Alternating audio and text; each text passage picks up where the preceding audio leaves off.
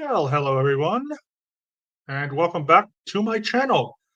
This is Mark Turi, and today we are going to be talking about religion and politics, two things that we are told never to talk about, especially around the dinner table. But of course, on my channel, we'd like to talk about taboo subjects. Of course, as always, before I get into the sort of small talk that we usually do before I get into the presentation, I definitely want to remind you to please subscribe to my channel if you haven't already. And please like this video if you haven't already. I am getting close to 1,200 subscribers. I'm just a couple subscribers under that, somewhere around, I think, 1,195, more or less. And so I just want to make sure that, if you aren't subscribed, please subscribe to get me over to that level. I just want to take some time out here to thank our Mark Parcel number one, aka the Judas of this community, Clearwater Chad. I think Grip and Pete need to have some kind of debate or chat going on in the next little while, maybe in the next couple of months. It's been a while. And yes, please hit that that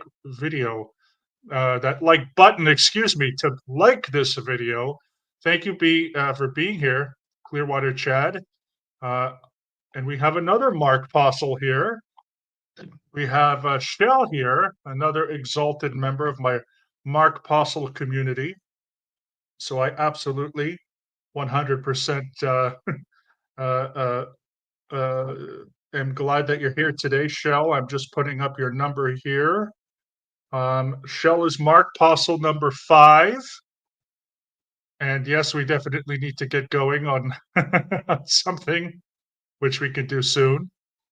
So thank you, Shell, and thank you, Chad, for being here. If you're watching on the replay again, please, if you haven't already, subscribe to my channel. I also have playlists set up. And my playlists are, of course, if you want to add, which I hope you do, and hope you consider adding to my total watch hours, which also help this channel. You can go and select one of my playlists. You could click it and it'll go on repeat. So that will really help me out as well. If you'd like to do that, please go to, again, my playlists, which I'm adding to every time we make a video. And again, if you haven't already, please like. So just before I get into the presentation, I'll sort of start with sort of the small talk on what I've been doing, which hasn't been much. So I don't want to bore you with really any big details because, again, such as the weeks prior, I'm still working academically and doing my thing. But I do want to make a shout out, of course, because on Friday, which was just 2 days ago. If you're watching this on replay, that was the 21st of March of 2025. This, of course, is the 23rd of March. So on the 21st, I was very delighted to go live with Marilyn Honig from Coffee Carlson Crafts. And we expanded on an issue that we dealt with just a few weeks back on this channel, which was sort of the origins and perspectives on tribalism. And we did talk about and expanded on some of the things we talked about on this channel, which were things like, is a tribal sort of something more biological and evolutionary, or is it more constructed by the society we live in? And I had a lot of fun. And of course, Marilyn and I are going to continue our talks on the history of Judaism and the history of Christianity in the next few weeks. So if you want to know anything about that, what I suggest is to look up my community tab. Speaking of my community tab, I am going to be, I still have a poll up if you haven't voted already on which presentation I'm going to make next week. Next week, of course, is the last Sunday of March. It will be the 30th of March. And right now, what's in the lead is for me doing a PowerPoint presentation on my top 10 favorite TV episodes of either Star Trek Deep Space Nine, which right now has the lead, or The Simpsons. So if you have any kind of opinion on either one and you want to hear my top tens on either one of those, please go to my community tab where I give all my announcements. Announcements if I'll be doing polls there. As I said, I do like to do polls on what I'm going to talk about each week. A couple weeks ago, I had a little mishap, and so I decided to just do these sort of predetermined ones. But next month in April, we're going to go back to our weekly polls. I'm going to give 3 options each week. That way, we'll actually have a winner rather than just 2. And then I'll sort of, make sure that we have enough for the month. So again, we don't get a tie, and then I don't know what to do and whatnot. So I'll be able to move forward better. But yes, Shell, DS9, yeah, DS9 would be fun. It is in the lead. I think it's 75-25 or something like that, but we'll see. I will do, if something loses, like if The Simpsons loses, then for the month of April, we'll bring it back and maybe do something with another series. But yeah, I'm just really happy that everything so far has been going well. A couple weeks ago here in Budapest, I think like a lot of the world, it was unseasonably warm, which was fantastic. So I'm going to get the calculations here, temperature calculations for our American friends. But just a few weeks ago, 2-3 weeks ago, it was anywhere from about 15 to 20 degrees Celsius.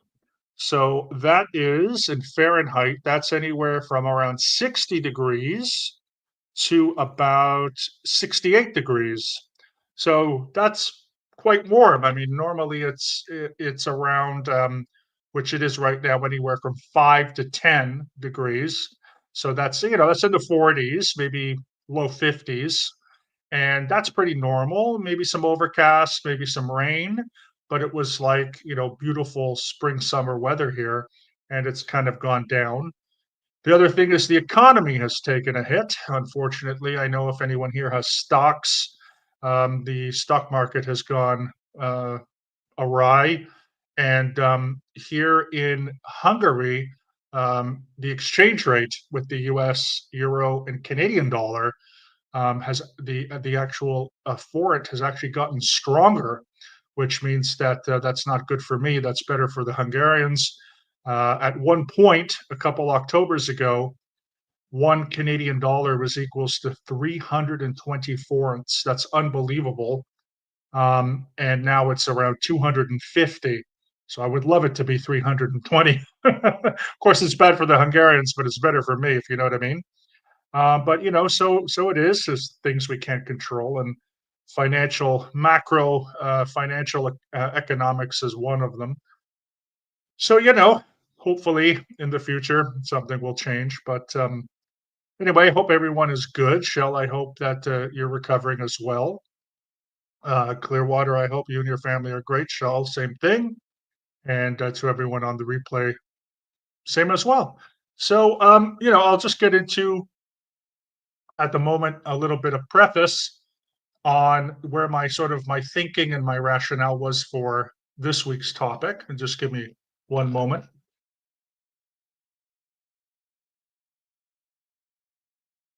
And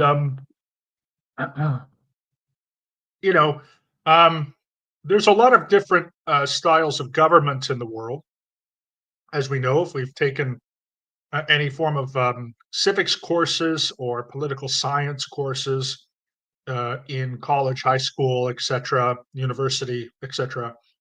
There's monarchies that are run by kings or queens, or even princes, which run principalities, dukes run duchies, grand dukes run grand duchies. And then we have republics, which of course are usually like the United States is a republic, Hungary is a republic, Canada is considered a parliamentary democracy. United States is a federal constitutional republic. And then in Hungary, we have a parliamentary republic. Those things I'm not really going to get into too much. It just depends on who is the head of state. Is it someone who is elected, usually by a popular vote, or a parliamentary vote of seats. In the US, of course, you have the electoral college and the popular vote, but the electoral college is the one who elects the president, of course. Um, how we elect prime ministers here in Hungary as well as Canada is through parliament. So the person who wins the most seats wins, or at least the party does. Sometimes there's coalition building, which is called proportional representation, and sometimes there's first past the post, such as in Canada, where even if the party that wins only wins 30 to 40% of actual parliament or 45% of parliament, they win. And so those kinds of things, again, do interest me. I'll probably get into those later. I'll, sort of put up some of those types of government and government styles and the difference between a republic and a democracy and so forth in the future. I've also talked about the differences between political philosophies, which you can check back, liberalism and conservatism, types of libertarianism and communism, Marxism, socialism, etc. So if you're interested in that kind of stuff, again, please go come to my channel and look at those. But today we're going to strictly look at when religion and politics are both united and also separated. And this is the difference in between, what is a theocratic government, and I'll give some examples, versus what is more of a secular government. And again, I know because we're talking about religion and politics, these are, as I mentioned earlier, the sort of two most taboo subjects that we're not supposed to talk about at the dinner table. And yet, depending on what culture you're in, for example, I have a colleague who is from Russia, and I met with this person for lunch on Friday, and they were telling me and things that I know about Russian culture, which is that they hate small talk. They rather talk about politics and religion. I also have some friends from Israel, which I met last week as well for dinner. And I met someone for the first time, and you get that whole, "Hey, you're Jewish, okay? Well, what kind? What's the politics? What do you think about the situation? And in Canada, it's mostly, "Hi, how are you? Good, fine. How's the weather? Oh, it's nice, it's good. How about the Maple Leafs? Yeah, they suck, whatever." We usually talk about the weather and sports, right? But I'm a little bit different. I mean, I grew up in Canada, so I had that sentiment of small talk. And then when I lived in Germany, of all places, and you all should know that when I lived in Germany, I was working for Scientology. I was working as a staff member in the Berlin org. And that 9 months, which was horrendous for a lot of different reasons, really kind of changed the way that I looked at talking. And so I kind of don't mind small talk, obviously. "Hi, how are you? Good, good. That's great." But I like small talk and I like big talk. And a lot of people have said that, like, you can kind of talk to me about different situations because you don't want to talk about big talk, that's fine. You don't want to talk about small talk, that's fine. I can have all conversations. Um, so good for me, at least. Um, but I do think, obviously, that, we could talk about the political climate of the world, how some things are changing in Europe, in the United States, and Canada, and all over the world. There seems to be a lot of shifts that are happening, or at least they appear to be happening. How much they are happening or not may have a lot to do with perspective and so forth. So maybe they are shifting, maybe they're not. I don't really know. And I guess only the future can really tell on, how much shifting is actually going on. But I like talking about religion and politics, and of course, we have these two issues on theocracy and secularism, or versus secularism, and really, what do they actually mean? So the first one would be um, pretty self-explanatory on what a theocracy is. But for those who may not know or may have heard of the word before, when we use the term theocracy or a theocratic government, we are looking basically with two major components. The first one is that the state has a state religion. So this could be Christian, right? So they could have a state church. However, there are countries with state churches or countries that have a special relationship with one church or more churches that aren't theocracy. So, for example, going back to Germany, on paper, Germany doesn't have a quote unquote state religion, but they do have a special relationship with two churches. One is the Roman Catholic Church, which is predominant in the south of Germany, specifically in the states of Baden-Württemberg in the southwest, which is the capital is Stuttgart, and then Bavaria, and the capital there's Munich in the southeast. From the middle of the country, so Frankfurt and Dresden, all the way up north to Berlin, Hamburg, Bremen, all those different places like Hesse and Mecklenburg, Pomerania, Berlin, Hamburg, Schleswig-Holstein, what's called Upper Saxony, Lower Saxony, Middle Saxony, etc. Those places, Rhineland-Westphalia is another one, Saarland is another one. They mostly are Protestant, and they're Protestant. They're called the Evangelical Lutherans. And these two churches, again, there's a special relationship, which means that if you are part of those churches, you usually have special taxes. Sometimes you have to tithe those taxes, so they take about 10% of your income and so forth. So in that way, there's this bridge between these two things because there's always a middle, there's always nuances. But a really strictly theocratic government we actually do see on in the world today. The biggest example is the Islamic Republic of Iran, which of course had a monarchy, which was, I guess, Muslim in some ways. I'm not really too sure. I'm not an expert on the Shah, which was installed in the 50s and then overthrown with the Islamic Revolution in 1979, and installed were the Ayatollahs. Ayatollah is very, very specifically a type of Muslim religious leader in the Shia or the Shia sect denomination of Islam. It's like an imam, for example. And so their leaders are clergy in that case. So they are considered a theocracy.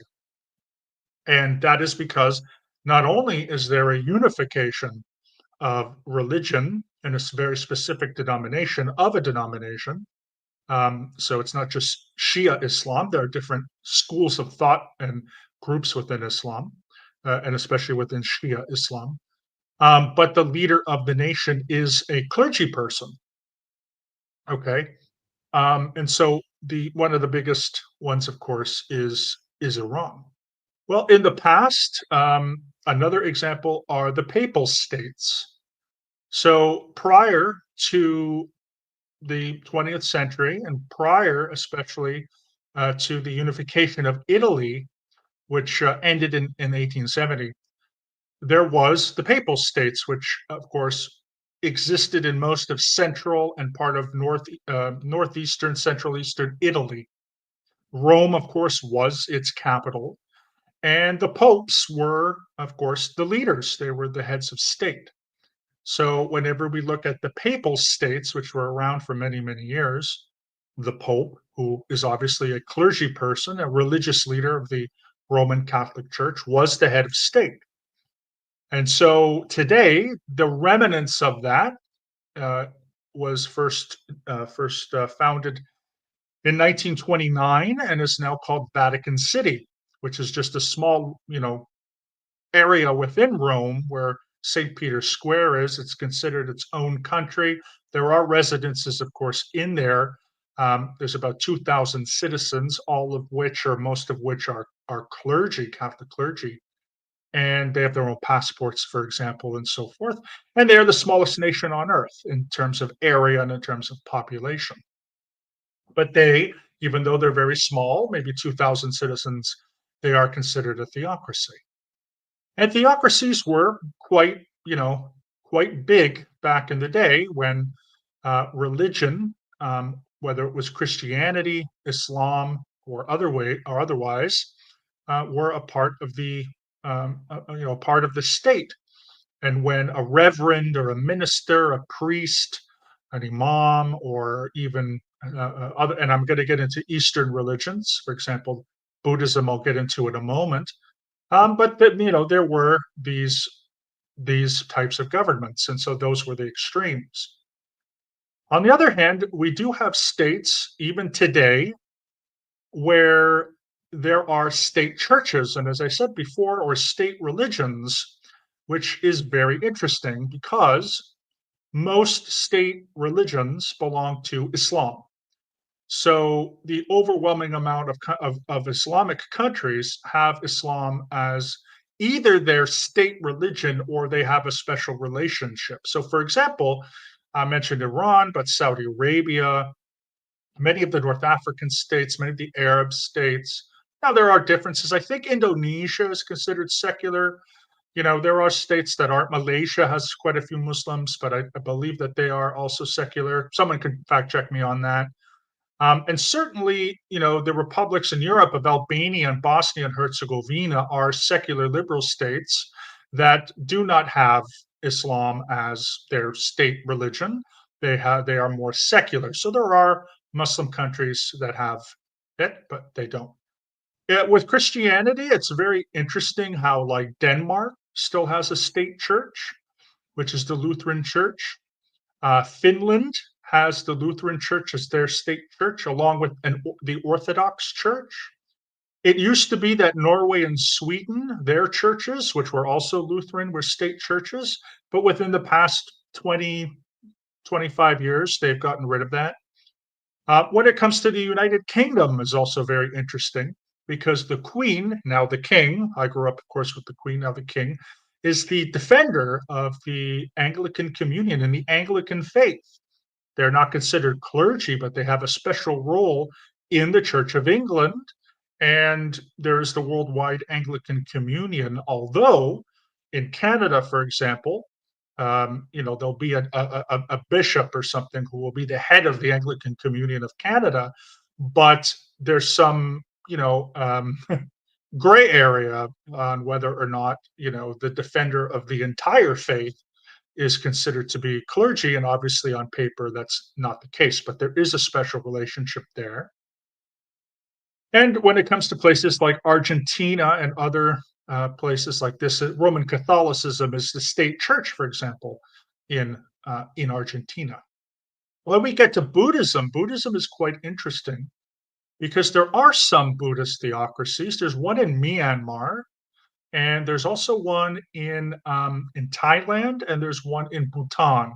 Now, when I say theocracy, maybe I should take a step back. Definitely, it's more in Bhutan, perhaps in Myanmar and Thailand. I should say that I think, especially in Thailand, they do have a monarchy, and the monarchy is, has a special relationship with Buddhism, specifically Thai Buddhism.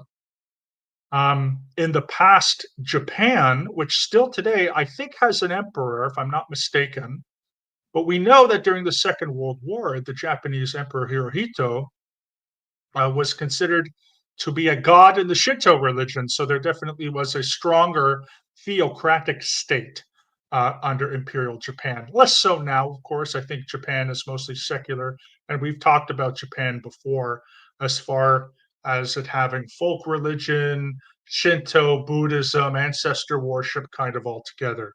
So it's very, very interesting on how there are still, states where if they're not outrightly run by a clergy person, then they have some kind of special relationship with the government and the state, where the state will make favors, or if they have a monarchy, like, for example, in Spain, the King of Spain is Roman Catholic, dedicated to the Catholic Church. I mentioned the Queen of England in the UK, as I should say king. I know it's the king, not anymore the queen, but I guess the queen was was around for a long time. But King Charles, for example, has the special relationship with the Anglicans. Again, the King of Denmark has a special relationship with the Lutheran Church. There's a king of the Netherlands, I think, as well, king or queen, that has a special relationship with their Reformed Church, and on and on and on. So it's very interesting to have these sort of degrees of whether or not they're run by a clergy person, they have a state religion, or some kind of special relationship. Um, and again, it's there are also countries, nations' constitutions that will put some kind of dedication in there. And I want to give you the another middle ground before I go to secularism. Is here in Hungary, which has a very interesting history because if anyone knows much about Hungary, um, most Hungarians are Roman Catholic if they are religious.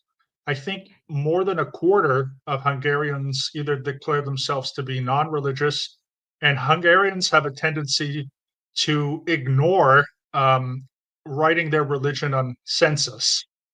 So, whenever there's a census, there's a lot of people who just don't respond to the point where no religion and no response is par and course with each other.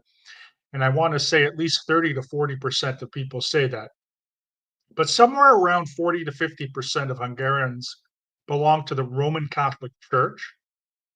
But in the east of Hungary, especially closer to Transylvania, we do have communities of Calvinists. And people will know Calvinism if you are a member or know of the Dutch Reformed Church, the Swiss Reformed Church. So Swiss Protestants are Calvinist. Hungarians have the Hungarian Reformed Church.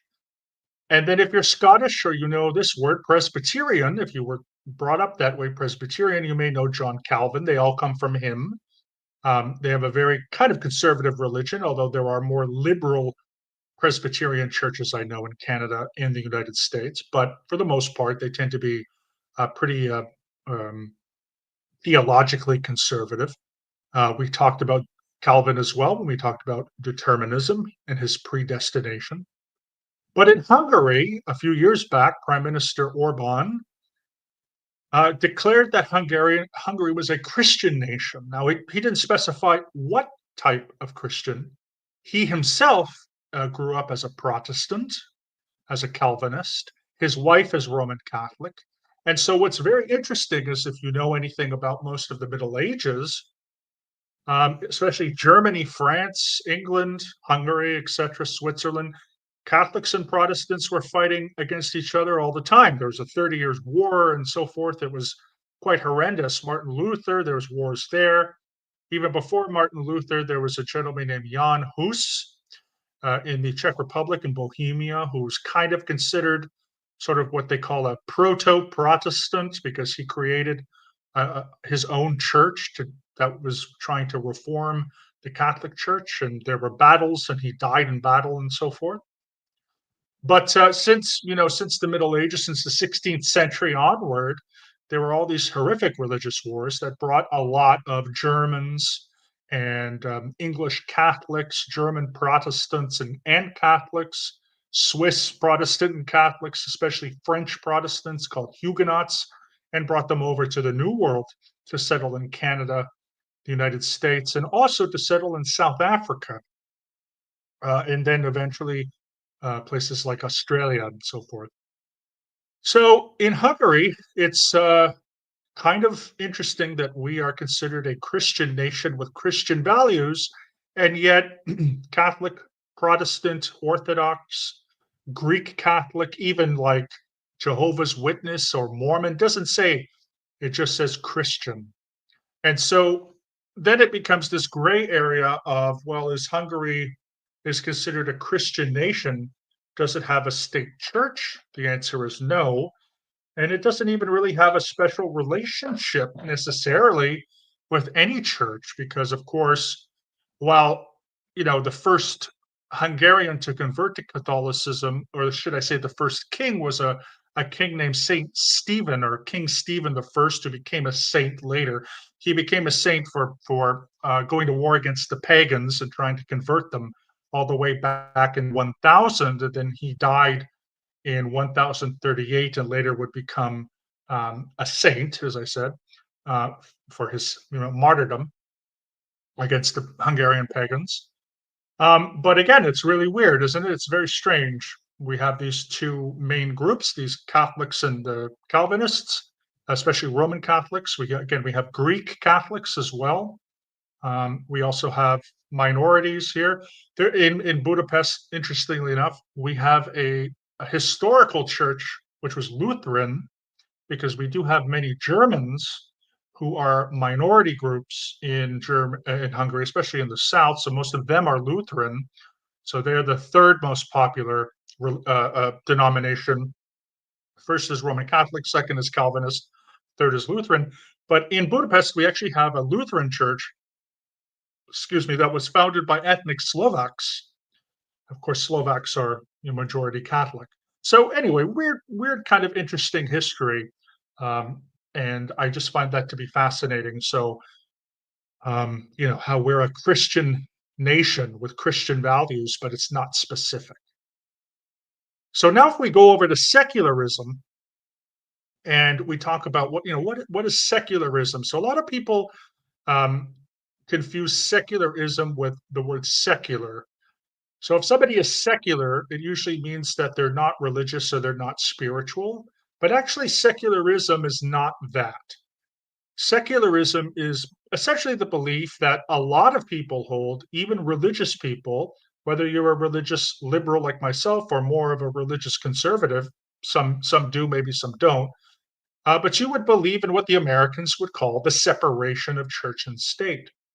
And what's interesting about that phrase, of course, is it's not in the US Constitution, it's not in the Declaration of Independence. It actually comes from a series of letters uh, that Thomas Jefferson had a correspondence with the Danbury Baptist Church in Virginia. And when the nation was coming together, Thomas Jefferson tried to assure Baptists and other Protestants who had fled, and who had started to take up their own congregations in places like Virginia, that there would be a separation of church and state. Because, in fact, Massachusetts, when it was founded as a colony by the British, they had a state church of Roman Catholicism. And of course, that changed after the American Revolution and its incorporation into the first original 13 states. And so this is very interesting here. There's always been a very, I would say, thin red line between church and state in the United States of America. And in particularly after the late 1970s with the rise of the religious right. So, unlike Canada, where I come from, most Canadians are Catholic. And the reason is that most of the English that came over and the Scottish and the Welsh that came over to Canada were Catholic, and they were in Protestant majority countries. When the Germans came over, they were mostly Catholic, some Protestants as well. And of course, we had, like America, a sizable amount of Irish people that came from the famine, the potato famine. And of course, they were Catholics. Then, of course, you add in Quebec, and it seemed to be that most of those who founded Quebec were Catholic as opposed to Protestant, which most of them, Huguenots, for example, would actually go to South Africa and certain parts of the United States. And of course, there are Huguenots that came to Canada, but wasn't that many. And when I say Huguenots, they were literally French Protestants. And I think they were mostly Calvinist, if I'm not mistaken. And we know today that even though France itself is a very secular society, um, traditionally they are mostly favor the Roman Catholic Church. Although I think since the Second World War, that's been on the decline as well in a lot of areas in Europe. But traditionally, France is mostly known as a Catholic country. Well, in the United States of America, yeah, you had, Massachusetts, and you do have Catholic strongholds, especially with Irish Americans, Italian Americans, German Americans on the East Coast, excuse me, Boston, New York, Philadelphia, etc. But the overwhelming amount of Americans who came, especially after the foundation, were Protestants. And this would include Swedish Americans, Norwegian Americans in the Midwest, Danes, Finns, etc. A lot of them came and became Protestants.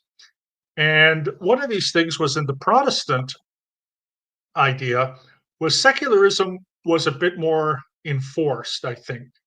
Obviously, again, there are Protestant state church mixes, but I think one of the things that made like the Baptist church so popular, and I mentioned the Danbury Baptist Church from the correspondence with Jefferson, was that they were American. I mean, again, Baptists and Quakers and a lot of these groups, Methodists, for example, well, they have their founding or their in Europe, either in England or Germany, Switzerland, etc.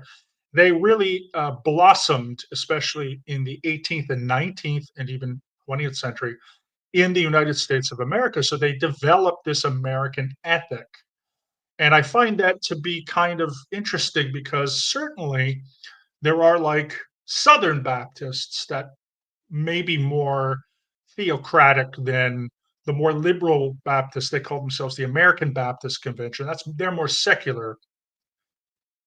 So even within a denomination, you'll have Presbyterians, you'll have Methodists, you'll have Anglicans, which are also called Episcopalian in the United States, and even Catholics that swing back and forth. It really depends, I think, sometimes on their political persuasions. I tend to find that some Democrats tend to be more on the secular side. I don't want to say all conservative Christians are theocratic. That is not true.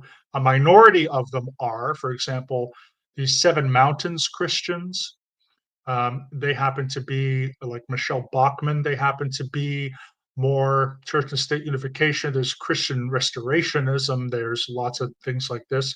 Some people argue about the Latter Day Saints, them kind of being theocratic because Joseph Smith did, in essence, and also Brigham Young, kind of start their own theocracies, and sort of they kind of gave up in some sense and sort of became more American as time went on. But it just fascinates me, the religious landscape of the United States, because it's very diverse and it's also very much on a huge slope. And so that's really what it means. That's secularism. And again, secular and secularism are two different things. I think that there are a lot of people who are religious and aren't religious who would consider themselves to be secularists. Like, for example, as someone, even though I am Jewish, I don't want Israel, the only place in the world with a Jewish majority. I actually don't want it to be a Jewish theocracy. There are parties, very sadly, that are what we call religious Zionist parties. They make up about a quarter of the Israeli parliament. They unite with, the Likud party and Netanyahu, and they do believe in an orthodox theocracy, and I fundamentally oppose that. There are then groups that are on the center left and left wing parties in Israel that are called more liberal Zionists, and they tend to believe that the Orthodox should not have as much influence in society. I believe that. I would believe that for you know um, some community in New York City that has a lot of Jews, uh, Israel, or even Toronto. Like, imagine if there was an electoral district or a congressional district that was made up of Jewish people. I would feel uncomfortable if the mayor was, an Orthodox Jew or something. Not to say they couldn't do a good job. It's just would they turn the city into a theocracy or whatnot? I think there should be a separation of not just church and state, because that implies Christianity, but religion and state. And again, I would hope that's not a controversial, thing to say, which I don't think it is. The other thing is when we're talking about things like, personal freedoms, I mean, okay, if Roman Catholicism is the majority in Hungary and, Argentina and Canada and, Italy, Protestantism is, maybe the majority in the Netherlands and United States and Sweden or whatever. There are also minority groups where, in Canada, the Jewish community is, I think, 1%, 1.5%. Muslims are around 3.5%. I don't really know the exact numbers in the United States, but certainly there are more Christians and more people who identify as Christians in most countries in the world, especially in North America and Europe. But we also have people that identify as what they call the nuns, you know, Nones, nuns, meaning they don't have any affiliation. And these people could, for example, believe in something spiritual, or they could be secular. So they could be atheist, agnostic, humanist, skeptic, naturalist, etc. Or they could be, into a believer that God is personal, God is impersonal. There's an ultimate reality. There's, a universal spirit. There's a higher power, whichever. And obviously, those without a formal religious affiliation are growing in some cases. It's about 25% in America, 35% in Canada, 55% in the United Kingdom, as per the latest census data. And so it's not just people like myself who are part of a religious minority as well as an ethnic minority, but what about the people who don't have a religious affiliation? And this sort of leads me to probably a question that a lot of other people are thinking, well, what about like under communism? Because this is something that I find very fascinating as well. Um, while it is true that, you know, there are states in the world where the Roman Catholic Church is state religion, it doesn't mean that all Catholics are theocrats. It's the same for Muslims. I mentioned Iran. Just because Iran is a Shia Muslim theocracy, it doesn't mean that all Muslims or all Shia Muslims are theocrats. So, what happens when we have state atheism? What is that? Is that considered, a state religion? Is that something? Well, what is that? Well, back in the 50s and 60s, the communist dictator of I think they called it the Socialist Republic of Albania. Someone can check that out. His name was Enver Hoxha, and he was the leader of Albania from after World War II, so roughly 1945 until around 1985. He was an isolationist. He prevented Albanians from traveling abroad and leaving their homes. And if people tried to enter Albania, they would be shot on sight. And I think I told a story about that when I talked about Yugoslavia, because I was there in '89, and our neighbors, Albania, were warned not to cross a certain lake because we would get shot. Anyway, long story short, that's extraneous, but still, I think interesting.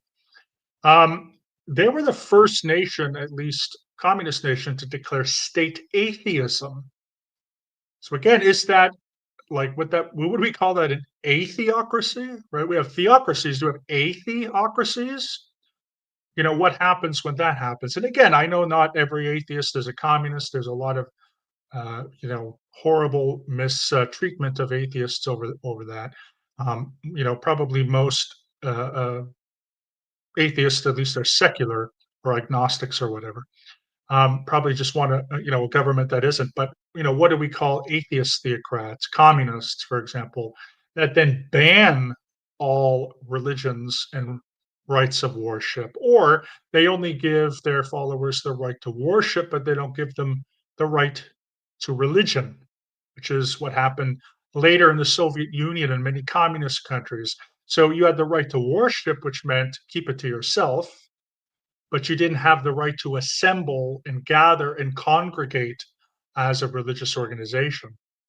So what happens in that case? Or that's kind of another anomaly. It's kind of another thing that I don't think anyone has really figured out. And certainly, as someone whose communist experience was very minimal in Yugoslavia, where we did have actually religion, the religion and the state itself was intertwined in a certain way, which means that the state allowed in Yugoslavia, allowed religions to exist as long as they bowed down to the state.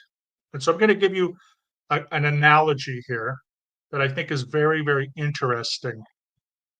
So um, there's like, if we're anti religious and we want to get rid of religion, There are two different ways that we can do it. One is the Stalinist model, and the second is the Hitler model. Stalin's model, and the model for a lot of Soviet history, was that the communists and the Communist Party would enter houses of worship, mostly Orthodox churches, Catholic churches, Protestant churches, Jewish synagogues, and of course, there are a lot of Muslims and there are a lot of Buddhists in Russia. So I would enter their temples, mosques, synagogues, and churches, and they would turn those buildings into community centers. They would remove all religious images of Jesus, crosses, stars of David. They would, in many cases, burn religious books. And then they would convert the physical building into community centers and party headquarters. And so they would take down pictures of religious figures and they put up, you know, pictures of Stalin and Lenin and, Marx and so forth. And again, they did that with churches, Christian churches, Jewish synagogues, Muslim mosques, Buddhist temples. So in that case, they try to eliminate religion from one day to another. But Adolf Hitler did something a little different, and this is something that I learned in Germany, which was been very much confirmed by firsthand accounts, which is that what Adolf Hitler did was he didn't just close down churches right away. He did have a plan to do that. One of the things with Hitler is he's often called by atheists often call Hitler a Catholic, although religious people call Hitler an atheist, and I think both are not true. We also have a lot of documents about this that was taken from the Office of Strategic Services after the Second World War, which I've read.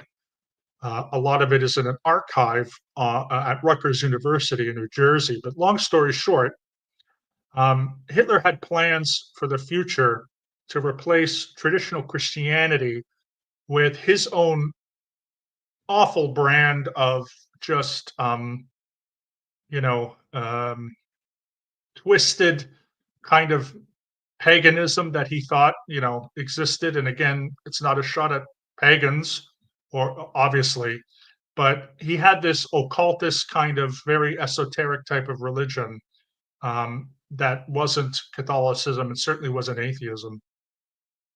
And so Adolf Hitler knew that he wasn't going to get rid of Christianity one step to another, and didn't want to imitate the communists by converting, all churches and especially synagogues, which they burnt the synagogues down and they closed the synagogues. But in Christian churches, what they did was they slowly nationalized the church. So in Protestant and in Catholic churches, they would remove crosses in the church and they would put up swastikas, and they would remove pictures of Jesus and they put up pictures of Hitler. They would still have services, and they would still have priests and ministers give sermons, but there was certainly a lot of censorship. So eventually, as the years went on, there was a slower, more evolutionary period to where religion was going to disappear.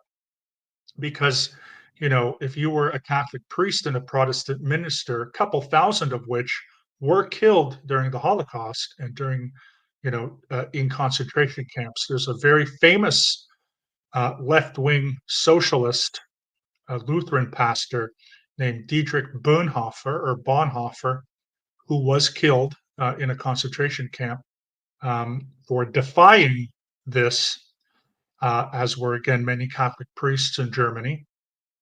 And the idea was to sort of have these services every week, but they would become less and less religious over time, and they would become more like national meetings.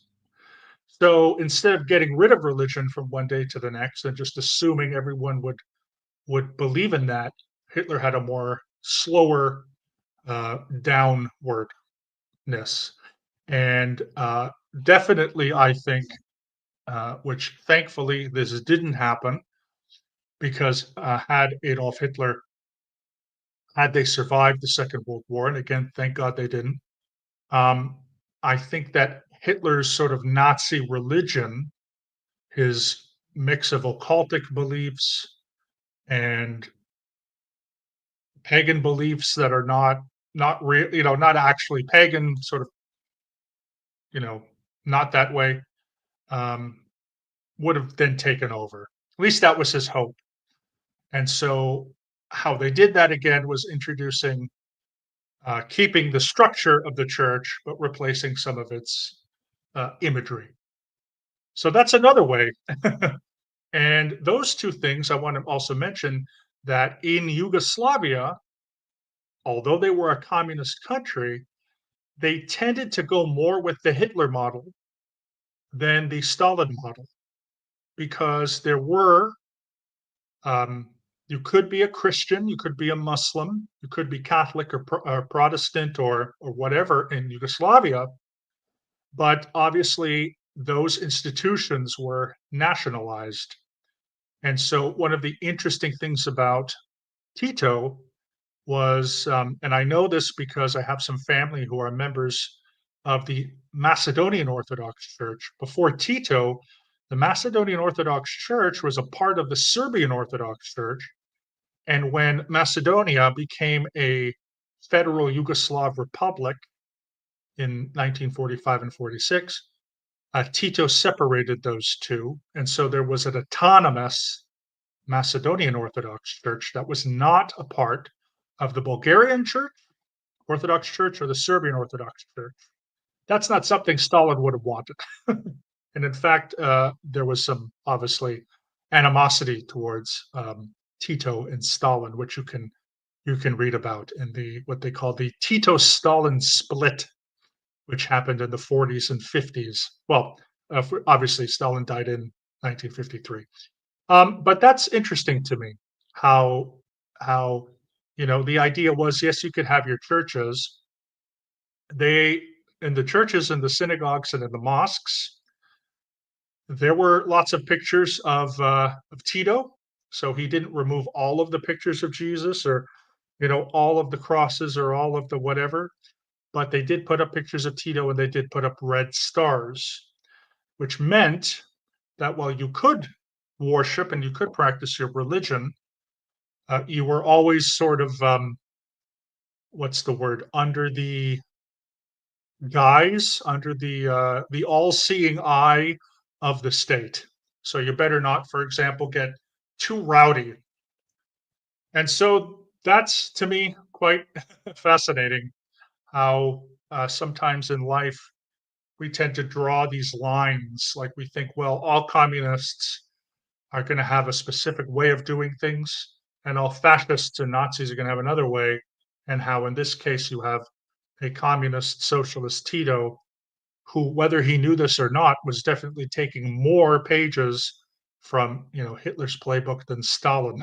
So, again, whether he knew it or not, if it was just by pure pragmatism, who knows?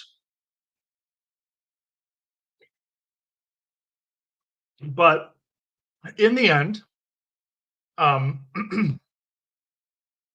I think. Oh, Irish Mart. Hey, Irish Mart. Didn't see you last week. No problem, of course. I know things happen, but it's good to see you. I saw you on Friday with Marilyn Stream. Absolutely no problem. Yeah, watch for the replay again to my replay crew. Please like the video if you haven't and already, and please, of course, subscribe. But thank you for being here, Irish Mart. You are very much one of our loyal Mark Apostles, and I always appreciate you coming on. So thank you so much. But yeah, I'm just about to close out now, and I think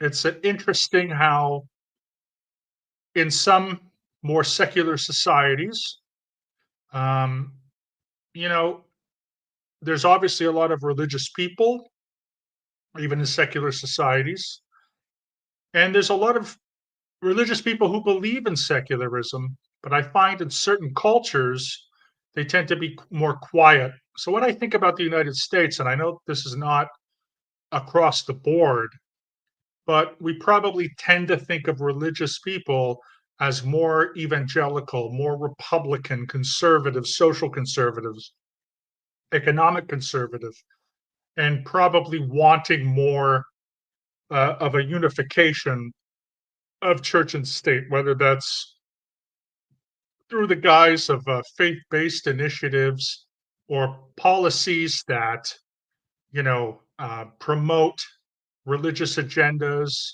or prevent um, abortion, gay marriage, etc. That certainly is not 100% the way that all religions think. It's very much cultural, and it's very much what your religion tells you. So, unfortunately, the Catholic Church in places like Ireland and certainly here in Hungary and Italy and the United States, especially Protestants as well, will tend to force a lot of conservative policies that I think don't really help people, although they do. So we have a disagreement, but that's fine.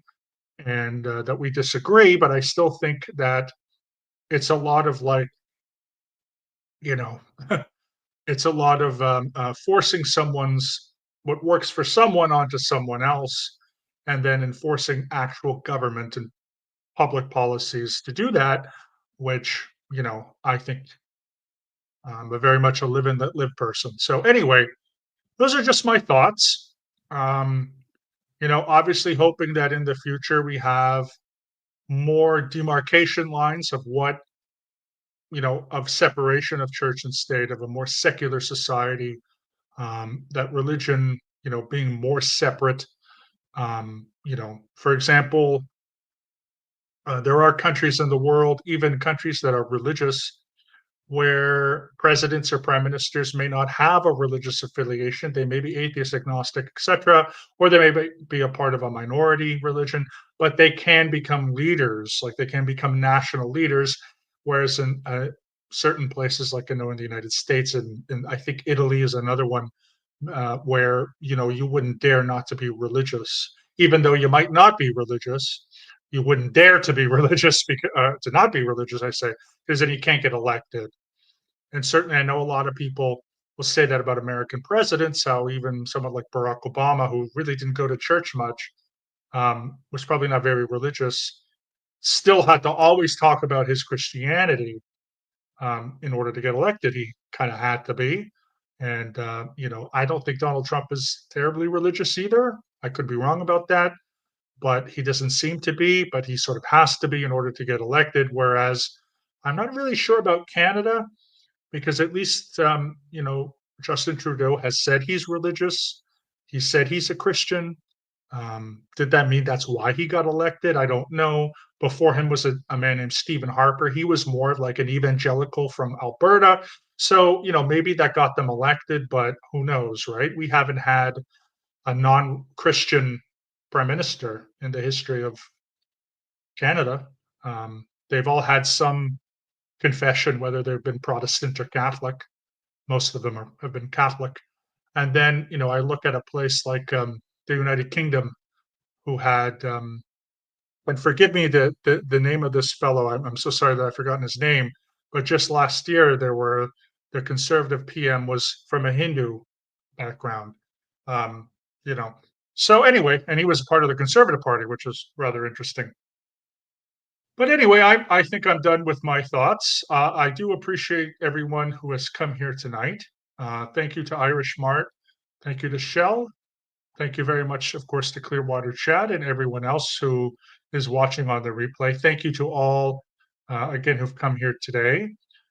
As I mentioned earlier, next week I am going to do a PowerPoint presentation, either discussing my top 10 favorite episodes of The Simpsons or Deep Space Nine. if you want to vote on that, please go to my posts, my community tab, which is featured on my channel, which is where I make my announcements. And let me know which one you want. Right now, DS9, Deep Space Nine, is in the lead. So I'll probably do that one. I'll check by next week, a few hours before we go live, make the PowerPoint. Probably, probably make both PowerPoints. But I'll need, actually, you know what? I'll need a little bit of time to do the PowerPoint. So just look out, because I might just end the poll maybe a little bit of time before, because it takes a little time to do a PowerPoint.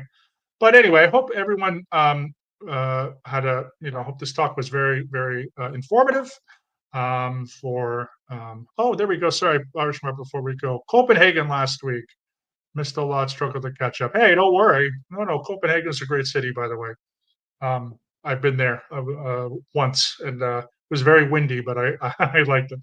Um, yeah. Anyway, again, please subscribe to this channel, to my channel, if you haven't already. I'm almost at 1,200 subs, and that's very, very awesome for me. So thank you so much, like, for everybody who's made that happen. Also, please like this video if you haven't already. If you would like, I have a playlist. You can, go back and give me some watch hours if you'd like to do that. Um, Please go and always look at my channel, because I will. On Friday, I was talking with Marilyn Honig, and I will be doing that in the future with her. So, we usually meet sometime during the week. So, again, where you're going to see the polls on where to vote is where you're going to also see all of my announcements. Power Lines to Paralyzed, thank you so much for being here. No problem at all. And as I said, we're just almost out. So if there's anything else I'm trying to think of, no, just again, just like and subscribe if you haven't already. I will be back next week with the PowerPoint. Please vote if you'd like. Look out for more announcements in the future.